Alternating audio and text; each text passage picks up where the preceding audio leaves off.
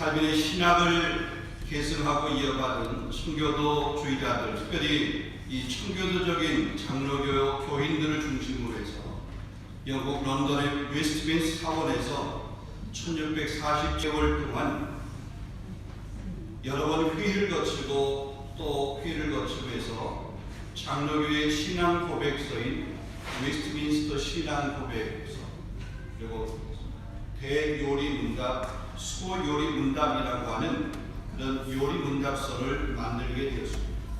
여러분, 대요리 문답이라고 하는 것은 질문이 있고 거기에 답이 있는데 그 질문 문항수가 좀 더 많아요. 196개.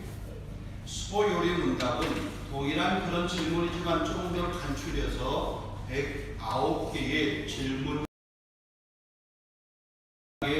교리 교육을 하게 되는 그런 중요한 고백서, 또 교리 문답.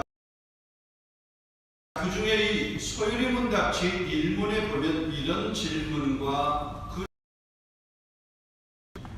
사람의 제일 큰 목적이 무엇이냐, 그 질문의 답을 하나님을 영화롭게 하고 즐거워하는 것입니다. 이것이 사람의 본분이다, 사람의 목적이다라고 얘기합니다. 자, 그럼 우리가 하나님을 영화롭게 한다라고 하는 것이 무엇일까? 우리가 어떻게 하나님을 영화롭게 할 수 있을까? 또 우리가 하나님을 영화롭게 한다라고 하는 것은 하나님의 영광을 드러내는 것입니다. 근데 그 하나님의 영광을 우리가 드러내는데 어떻게, 어디에서? 우리의 삶의 현장에서 하나님의 영광을 드러내는 거죠. 하나님을 모시는 자의 삶, 그분에 대한 확실한 믿음을 갖고 마음과 뜻을 다하고 하나님을 사랑하는 표현들을 하게 되는데 그 표현들을 어디에서? 삶의 현장에서. 그 삶의 현장이 예배당일 수도 있습니다. 밖에 나가서 길가일 수도 있습니다. 삶의 현장이 우리의 가정일 수도 있습니다. 삶의 현장이 공부한 학생들에게는 학원이고 우리 직장이 아니고는 그 직장이 삶의 현장입니다. 그곳에서 하나님의 영광을 나타내는 것입니다. 여러분, 이 하나님 앞에 영광을 올려드리는 것, 하나님을 영화롭게 하는 것 중에 최고가 바로 뭐냐면 예배라고 하는 것입니다. 말씀에 순종하는 것입니다. 그래서 시편 50편 23절 말씀 보면 감사로 제사를 드린 자가 나를 영화롭게 하나니 그 행위를 옳게 하는 자에게 내가 하나님의 구원을 보이리라. 그렇게 말씀합니다. 이런 성경에서 보면 최초의 예배자 두 사람이 있습니다. 창세기 4장에 기록되어 있는 아담과 하와가 범죄한 이후에 가인과 아벨이 하나님 앞에 제사를 드리게 되고 또 그들이 드리는 제사 예배가 어떻게 보면 성경에 기록되어 있는 예배자의 첫 모습이라고 볼 수 있습니다. 창세기 4장 3절에서 5절 말씀을 보면 세월이 지난 후에 가인은 땅의 소산으로 제물을 삼아 여호와께 드렸고 아벨은 자기도 양의 첫 새끼와 그 기름으로 드렸더니 여호와께서 아벨과 그의 제물은 받으셨으나 가인과 그의 제물은 받지 아니하시니라. 가인과 아벨이 하나님 앞에 드린 제사 예배에 대한 하나님의 반응을 기록하고 있습니다. 가인의 제사는 하나님께서 받지 않으셨습니다. 아벨의 제사는 하나님이 받으셨습니다. 왜? 둘 다 제사를 드렸는데, 예배를 드렸는데 한 사람의 예배는 받으시고 다른 한 사람의 예배는 하나님이 받으시지 아니했습니다. 읽어드린 말씀에 우리가 주목할 말씀이 있습니다. 아벨과 그 제물, 가인과 그 제물, 이렇게 기록하고 있습니다. 그들의 제물이나 제사를 받거나 받지 아니한 것, 가인과 아벨 그 사람 자체를 말하는 것이 그 제물을 받지 않았다는 것이 아닙니다.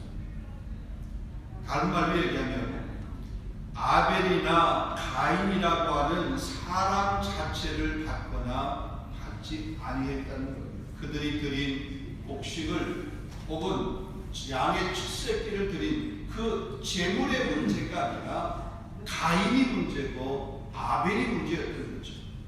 가인이나 아벨이라고 하는 그들의 삶, 그들의 사고방식, 그들의 가치관, 그들의 행동 양식, 그들의 생활, 그들의 삶의 현장 가운데서 드러내는 하나님의 영광의 행동, 이런 것들을 통해서 하나님이 받으시거나 받지 않는 것이 결정되었던 거죠.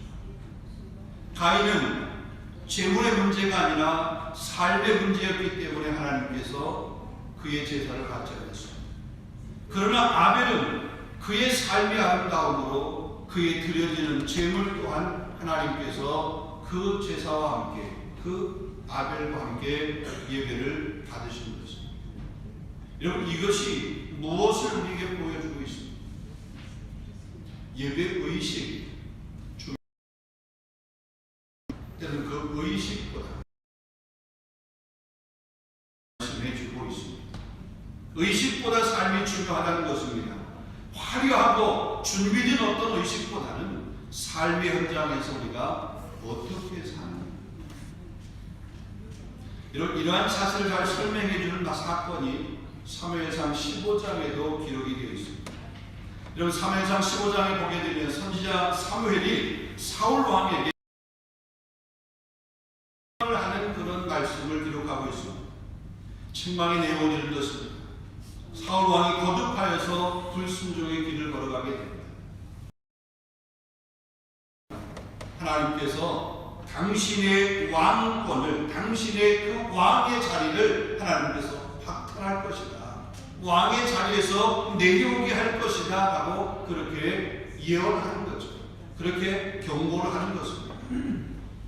하나님께서 아멜렉을 철저하게 진멸하라고 했습니다. 아말렉과의 전쟁을 하고 나서 아무것도 가지고 오지 말라고 그랬어요. 이 하나님의 말씀이에요. 하나님의 명령이에요. 그런데 이 사울은 뭐냐면 아무것도 취하라고 취하지 말라고 했는데 그 명령을 어기고 자신의 탐심을 채우기 위해서 이 아말렉의 살찐 그런 가축들을 살려서 가지고 왔습니다. 명분은 있었습니다. 이 아말렉의 가축들을 보게 되니까 살찐 가축들입니다. 아니, 이것을 잡아서 하나님 앞에 제물로 드리면 얼마나 하나님이 기뻐하실까라고 하는 그런 생각을 갖게 되었습니다. 그래서 하나님께서 아무것도 취하지 말라, 하나님이 그렇게 말씀했음에도 불구하고 삶의 현장 가운데서 잃어버린 거예요. 무시해버린 거예요. 그러고 그냥 자기 마음대로, 자기 생각대로 그것을 가지고, 그래서 그거 가지고 하나님 앞에 제사를 드립니다. 잘했죠. 자기를 위해 쓴 거 아니고 하나님 앞에 제물을 드린 건데 제물로 보면 잘했죠. 그런데 하나님은 잘했다고 하지 않았습니다. 그 제물 받지 않았습니다. 그렇게 한 것 때문에 사울의 왕권을 하나님께서 빼앗았습니다. 그 왕권을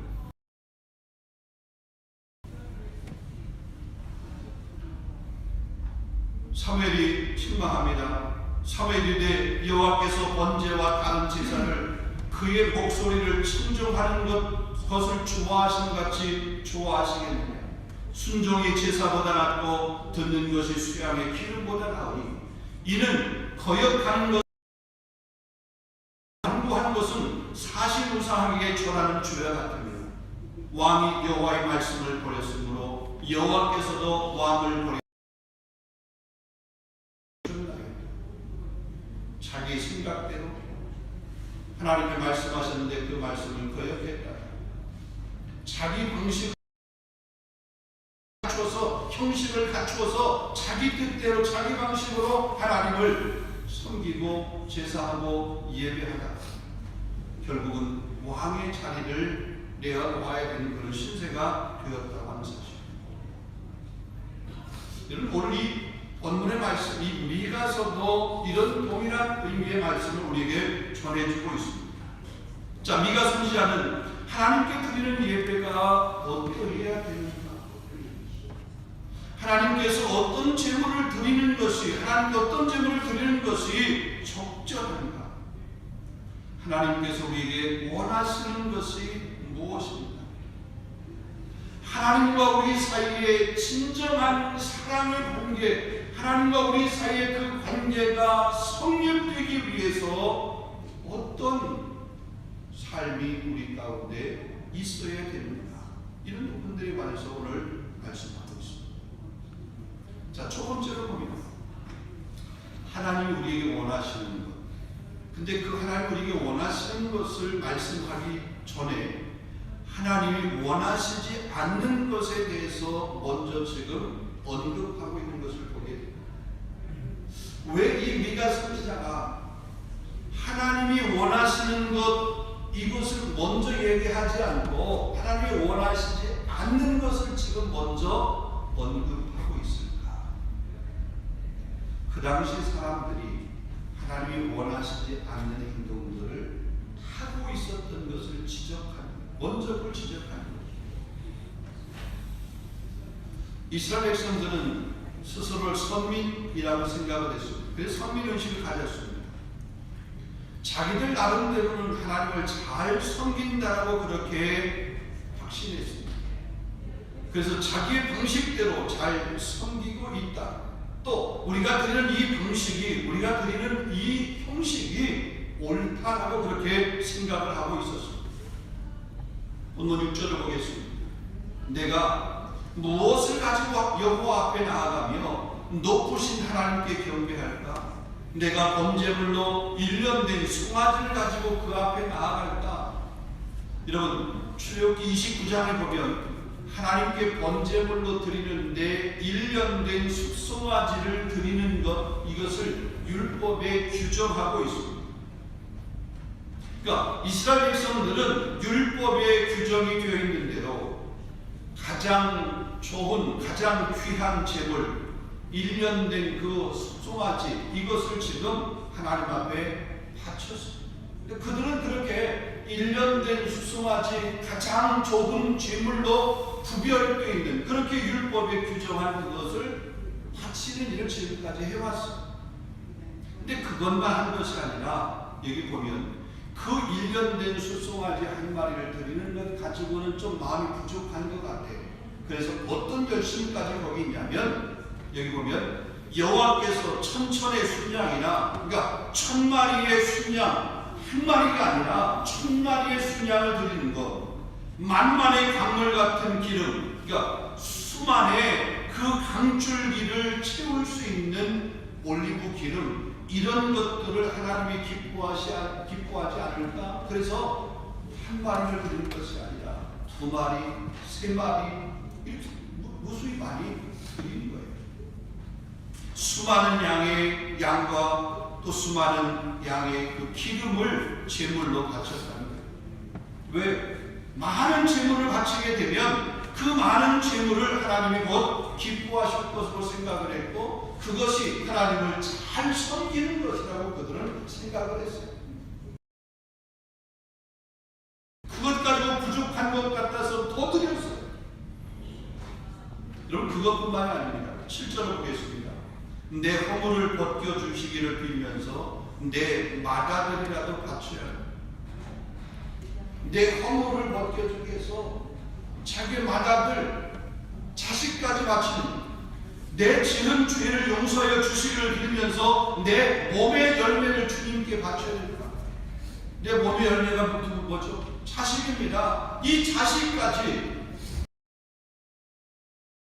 또 열매, 그 몸의 자식, 열매, 자식을 번제물로 드리려고 하는 그런 열심까지 있었다는 거죠. 여러분, 제사 풍습을 보게 되면 자녀를 불태워서 제물로 드렸습니다. 그런 제사도 있었습니다. 특히 몰렉 신을 섬기는 것은 자녀를, 하나님은 이 사람을 제물로 바치는 것을 인신제사를 하나님 금하셨습니다. 그럼에도 불구하고 이 이교도적인 그런 이들이 열심히 의식 열심면으로 보게 되면 정말로 대단한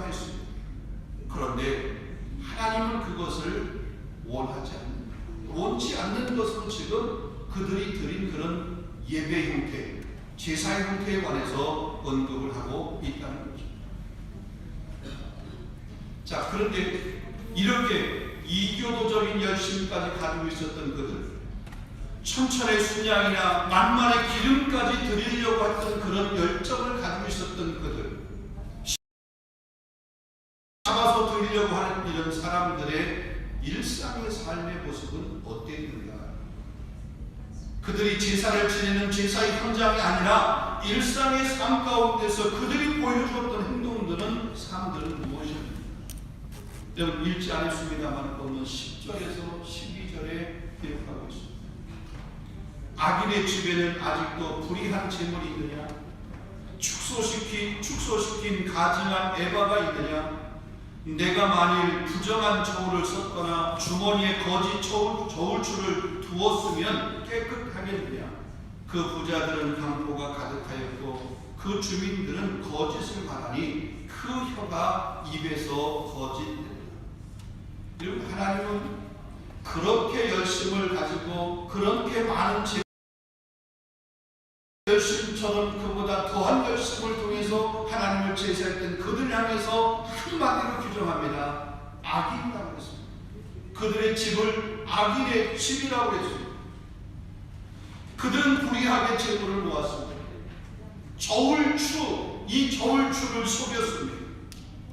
아직도 그 저울추를 속이려고 주머니에 또 다른 저울추를 가지고 있어서 이 계량을 할 때 그냥 속여서 계량해서 팔고 적게 주고 많은 돈을 받으려고 하는 이런 일들을 했습니다.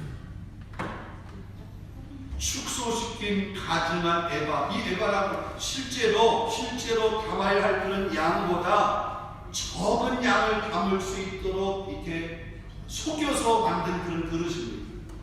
실제는 만약에 1kg를 담을 수 있는 그릇인데 아니 그 안에 좀 뭔가 이렇게 좀 채워가지고 1kg 양이 아니라 한 800g만 들어갈 수 있는 이런 용기, 그런 그릇, 이런 것을 가지고 1kg야 또 1kg에 대한 돈을 받는 이런 일들을 서슴없이 행했다는 것입니다. 사람들을 속이면서 불의하게 재물을 모았습니다. 그러니까 일상의 삶이 불의였습니다. 일상의 삶이 거짓이었습니다. 속임이었습니다. 이러한 악한 삶을 살면서 많은 재물을 하나님 앞에 율법에 정한 최고의 재물이라고 하는 그런 일련된 수송아지까지 재물로 드리는 그런 모습. 남을 속이고 남의 것을 빼앗은 것으로 재물로 바쳤습니다. 부정하게 모은 것으로 제사를 드리면서 그것으로 예배 공식, 예배 의식들을 화려하게 만들었습니다. 이런 이사야서에도 이스라엘 백성들이 드리는 제사와 제물에 대해서 책망하는 그런 메시지가 있습니다. 이사야서 1장 11절에서 12절입니다. 너희의 무수한 제물이 내게 무엇이 유익하니? 나는 순양의 번제와 살찐 짐승의 기름에 배불렀고 나는 수송아지나 어린 양이나 염소의 피를 기뻐하지 아니하노라. 너희가 내 앞에 보이려고 오니 이것을 누가 너희에게 요구하였느냐? 내 마당만 밟을 뿐이다. 이스라엘 백성들이 드렸던 그 예배, 이스라엘 백성들이 드렸던 그 제물을 하나님은 한마디로 헛된 제물이다. 그들이 드린 제물 가증히 여기셨습니다. 그래서 그런 헛된 제물을 다시는 가져오지 마라. 너희들이 그렇게 소중하다라고 생각을 하고 아니 그것이 설령 율법에 규정되어 있는 최고의 제물이라 할지라도 너희가 속임수로 준비하고 거짓으로 준비한 그 예물을 드리는 것 다시는 내게 가져오지 말라 이렇게 말씀하고 있는 것입니다. 제물을 모으는 과정이 정의롭지 않으면 그 제물은 불의한 제물이라고 합니다. 자신들의 일상적인 삶은 온갖 죄악 가운데 있으면서 죄악된 행위 가운데 대한 참 회개가 없으면서 단지 많은 제물을 하나님께 드리는 것 하나님은 결코 그 제물을 기뻐하지 않으십니다. 기쁘게 받으실 수 없다는 그런 말씀을 하고 있는 것입니다. 이스라엘 백성들에게만 하나님이 가지고 계신 마음입니다. 오늘 저와 여러분 우리에게 안 갖게 계십니다. 그 드림의 양보다는 그 드림을 위해서 우리가 생활하는 그런 삶의 현장에 거룩이 있을 수 있기를 주님의 이름으로 축원합니다. 자, 그러면 두 번째로 볼 때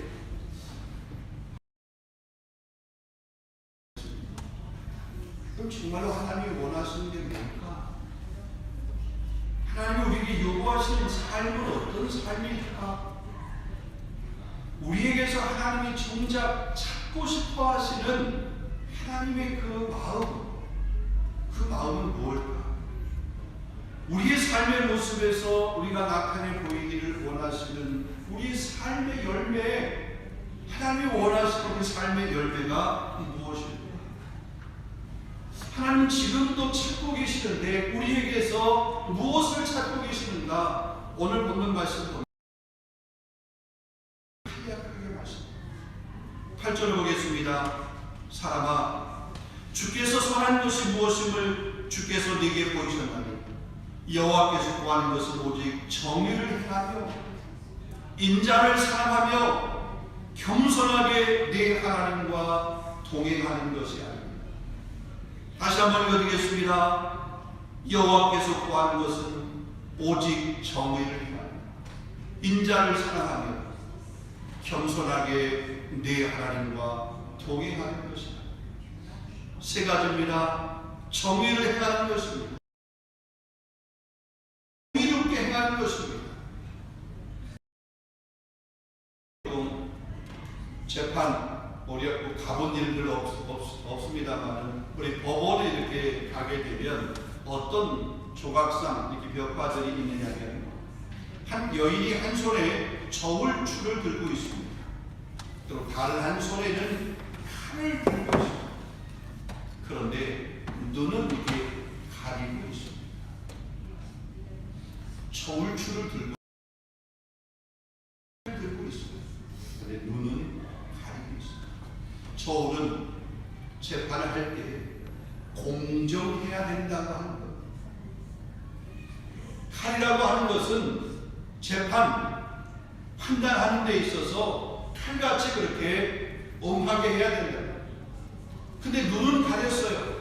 왜냐하면 눈을 보게 되면 사사로운 감정에 의해서 저울추가 정확하지 않고 기울을 수 있죠. 판단을 하고 판결을 해야 되는데 이 판결이 불의한 판결이 되잖아요. 그래서 눈을 가린 거예요. 공의가 바로 그런 것입니다. 근데 이스라엘 백성들은 저울추를 속였습니다. 또 속이기 위해서 그 주머니 속에 또 다른 저울추를 숨겨놓고 있었습니다. 정의를 행하지 않으므로 약한 자를 더욱더 불행하게 만드는 그런 일들을 그들이 했습니다. 하나님은 이것 원하지 않는 거랍니다. 여러분, 정의라고 하는 것은 그저 갈망한다고 정의가 실현되는 것이 아닙니다. 우리의 삶의 현장 가운데서 행동으로 옮겨지게 될 때에 저희가 실현되는 거죠. 그냥 생각만 하고 갈망하는 것 가지고는 안 되는 거죠. 그리스도의 삶의 거룩이라고 하는 것 생각만 가지고 마음만 가지고가 아니라 우리 삶의 현장에서 그 거룩이 행동으로 옮겨지게 될 때에 그 거룩한 백성의 모습이 드러나게 되는 거죠. 그게 하나님 앞에 영광 돌리는 삶이라는 거죠. 두 번째는 인자를 사랑하는 것. 인애와 인자, 히브리 말로 헤세드라고 합니다. 신실한 사랑, 자비, 불쌍히 여김, 윗사람으로서 아랫사람에게 베푸는 모든 친절하고 자비로운 행위를 가리키는 말.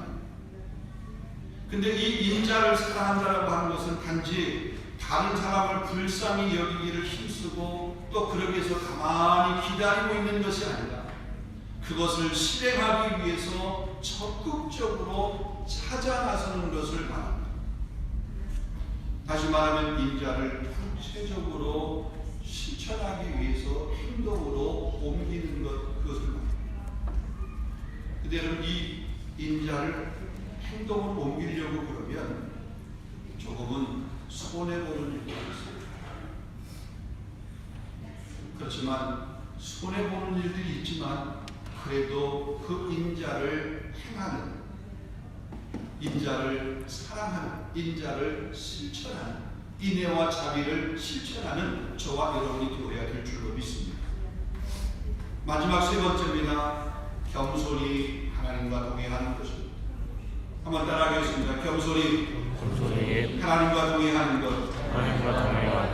예, 천전의 순양 만만의 기름과 같은 자신의 생각을 내려놓고 하나님보다 앞서지 않고 하나님을 굳게 신뢰하며 그분이 명하시는 길을 따라서 한 걸음씩 한 걸음씩 묵묵히 걸어가는 것. 여러분, 정의를 행하고 혹은 인자로 살아했음에도 불구하고 여전히 바뀌어지지 않는 현실이 있을 수 있습니다.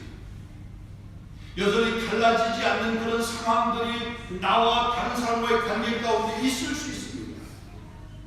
내 현실이, 내가 정의를 행하는 삶을 살았음에도 불구하고 내 현실이 여전히 힘들고 어려운, 때로는 애매하게 우겨싸임을 당한 것 같은 그런 상황이 있을 수도 있습니다.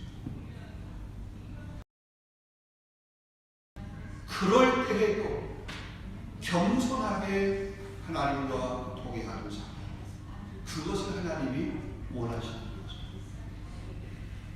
천천의 양, 천천의 순양, 만만의 기름, 하나님이 그것 기뻐하는 것은 정의를 행하는 것, 인자를 사랑하는 것. 겸손하게 상황이 어떻든 변화가 없고 어떤 달라짐이 없다 할지 하나님을 신뢰하면서 하나님과 동행하는 삶, 하나님 그것을 원하십니다. 우리 2023년도 한 해를 우리가 시작해서 이제 한 달을 보냈습니다. 다음 주에 이제 2월달이 시작입니다. 앞으로 어떤 일이 있을지 우리는 아무도 모릅니다. 우리 앞에 어떤 일이 이루어지든 어떤 상황이 우리에게 다가오든 하는 자가 아니라 겸손하게 하나님과 동행하는 그런 믿음의 사람이 될 수 있기를 주님의 이름으로 축원합니다. 기도하겠습니다.